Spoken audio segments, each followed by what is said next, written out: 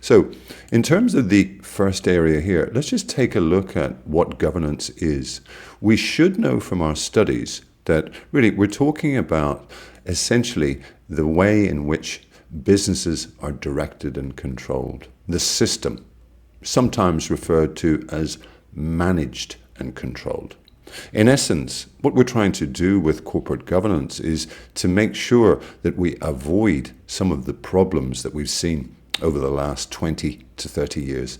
I'm talking, of course, about corporate failures. I've just given you two examples. We don't need to know the details of them, but if you Google corporate governance failures or corporate failures, you're going to see over the last 30 years or thereabouts, since the beginnings of corporate governance, certainly in the UK in the early 90s, just a plethora, a multitude of entities that have been badly run. And indeed, more often than not, it's individuals such as directors, chairmen, CEOs, CFOs, etc., who are responsible for the runnings of those companies and indeed the problems that they get themselves into. So what is this agency problem? As you can see here, we're talking about really the relationship between the people that manage and control the organization and indeed the owners. They're unlikely to be the same, even in sort of some small, certainly medium-sized and large listed entities. Clearly, we're talking about the separation of ownership and control. As businesses have got bigger, shareholders and owners need people to run them. So there's your problem. Outside of that, some key buzzwords in this first section. Given what we've just said already, clearly accountability is important. In other words, the accountability of the managers or directors to the owners, or indeed, if you will, the accountability of the agent, the directors, to the principal, the shareholders. What does fiduciary duty mean? Well, really, broadly speaking, a sort of a duty of care in a financial sense. If you imagine that, in effect, a director or indeed a manager is akin to a sort of a steward, a steward on a ship. You have to, or you have been asked to, as it will, you don't have to, guard the assets, guard the business, guard the future of the business. That's a key duty. Let's remember these buzzwords as I point them out to you from time to time. Outside of that, now, theory itself, agency theory, really what we're talking about is really the negatives. Certainly there are duties, but broadly speaking, agency theory is about the problems and indeed the conflicts that occur between parties who have a relationship. In this case, and invariably within the SBL exam, we're talking about the agent and the principal, the directors and the owners or shareholders. Series of definitions here for you. We just touched on this. Clearly, you have individuals, managers, directors, they're hired. They're employed. They don't own the business. They may own shares, but broadly speaking, as an employee, their job is to act in the best interest of their employer, i.e. the principal, and indeed to carry out tasks on the principal's behalf, not on their own behalf. Agency simply means just the relationship between the two. This little area here is interesting. Costs. Let's make sure we have a fix on this. This is useful in exam questions. We're talking about the costs in indeed establishing in the first instance and indeed monitoring the agent by the principal. Principals or owners or shareholders aren't simply going to appoint managers and directors and just walk away. There are costs associated with keeping an eye on them.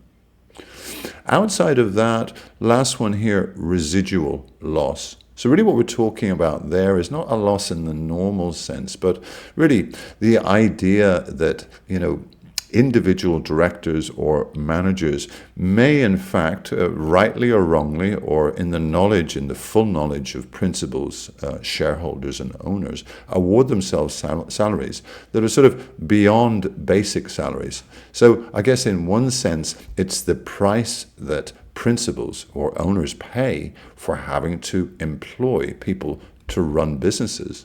I mean, company cars, houses, planes, club members, these aren't unusual, but certainly I think if you asked principals or agents or owners or shareholders, would you like to lower the cost? They would certainly say yes, they would. So this is the residual loss. This is the loss that really owners and principals can't avoid. The next area for us is really the whole area of the problem itself. And given what we said up top, I think we're aware of it.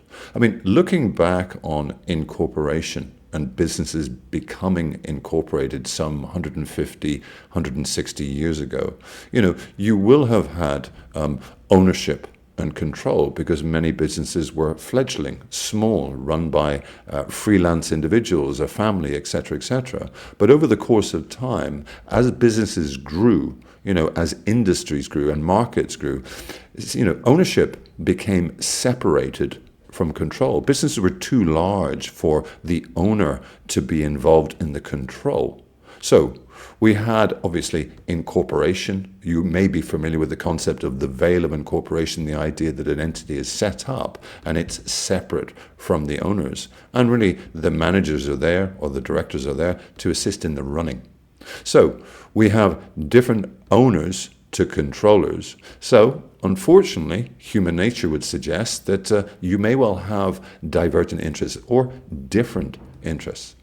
Now, in terms of the problem, well, in essence, if you think about it, that shareholders are looking for a return, aren't they? In other words, owners need a return. They want shareholder wealth maximization.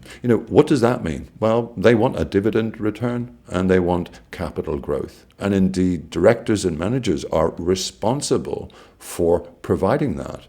But often we find that directors, unfortunately, perhaps have their own interests at heart, not shareholder wealth maximization. What would be an example of that? Well, focusing perhaps on the short term, maybe a short-term bonus, as opposed to the long-term benefit of shareholders and indeed shareholder wealth maximization. So that's the problem. Some examples. High salaries, let's say over and above the norm. Golden parachutes, in other words, really awards to managers and directors should the company get taken over. And these golden parachutes would be built into employment contracts. In other words, directors would argue openly for the inclusion of such clauses, but they cost money. And indeed, if you think about it, on occasion, perhaps more than 50% of the time, more than 80% of the time, takeovers by another party, maybe that's a great idea for shareholders. But, directors, managers may not think like that. These are costly. Next one, poison pills. Well, poison pills are really a sort of a clause, or indeed a term, that's sort of written into contractual arrangements, let's say shareholders agreements, or indeed employment contracts, whereby if a company is bought out or taken over, let's say by a hostile group, then in effect something clicks in within an employment contract or possibly a shareholders agreement or the articles of association that makes it very, very difficult for the takeover to take place. Now let's think about it. Is that necessarily in the best interests of shareholders who may be in for a big return or a big payday? Possibly not. Now note that these are just examples. It doesn't mean that a poison pill is completely out of order. It doesn't mean that a golden parachute is completely out of order. We're just giving you examples. Last one here, perhaps more obvious, non-business use of corporate assets, whatever they are. A bit of a no-no. Agency costs. Now, I mentioned this up top. We have a relationship between two different parties. There must be costs of sort of maintaining that relationship. There must be costs associated with the principal or the owner monitoring or keeping an eye on, if you will, the managers and directors, and indeed there are. So three main types. Monitoring costs. Okay, so for example, audit fees. I mean, audit fees can be very, very large. What's the purpose of them? Well, to make sure that financial statements show a true and fair view, but certainly to keep an eye on the company assets, to keep an eye on the people running the business. Outside of that, certainly NEDs wouldn't need to exist if we trusted all directors. NEDs exist in an overseeing role. They need to be independent. They are certainly monitors of the business on behalf of shareholders, or indeed the principal, if you will. Next one, bonding stroke contracting costs. So really what we're talking about here is the costs involved on behalf of the agent in the production of information really for the principal. So for example, the production of the financial statements, that's an expensive exercise. How does that help? Well, it helps the shareholder to know the results of the business, the return on their input, the return on their shareholding. Outside of that, this is pretty common, stock options. This is a cost involved in contracts with highly qualified, sought-after directors. If you don't pay them, these directors go elsewhere. Last one, residual costs. So really what we're talking about here is not so much something that is necessarily completely over the top, but really the cost that individual principals have to pay to engage with good quality, experienced, expert directors and managers. They can't do anything about it. They need to build in things like incentive schemes into contracts. That's it. End of story. They have to do it.